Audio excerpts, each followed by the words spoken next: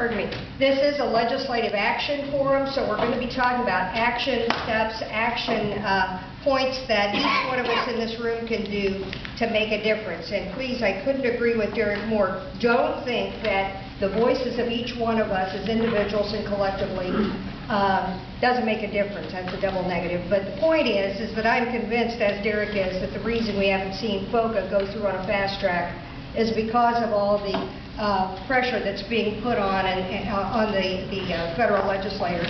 So if you'll open your packets for a minute, you'll find a red envelope in the packet, and thank you, Jared, for reminding me of this last week. This was a late ad.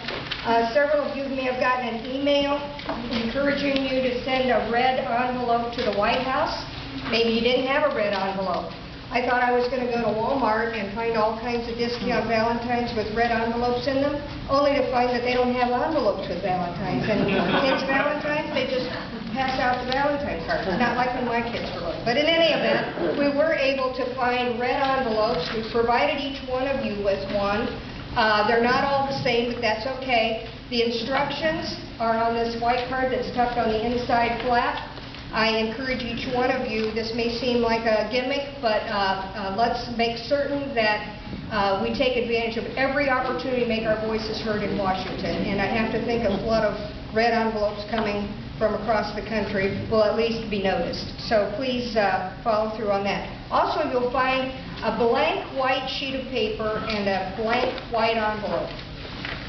If you don't do anything else as a result of your being here today, please follow through on writing a note to Senator Evan Bayh asking him to vote no on FOCA.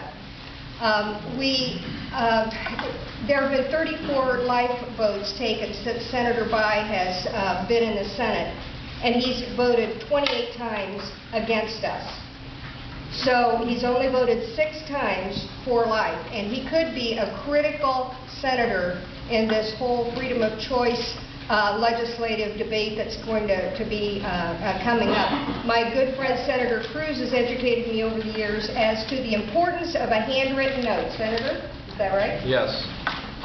We can email, we can phone call, we can do all those things, and it's extremely important. But Senator Cruz and other legislators, I think Representative Bell told me this a couple of years ago, that he heard from a legislator, he said he got 5 letters, and he thought he had a groundswell of response coming from his district. 5 letters.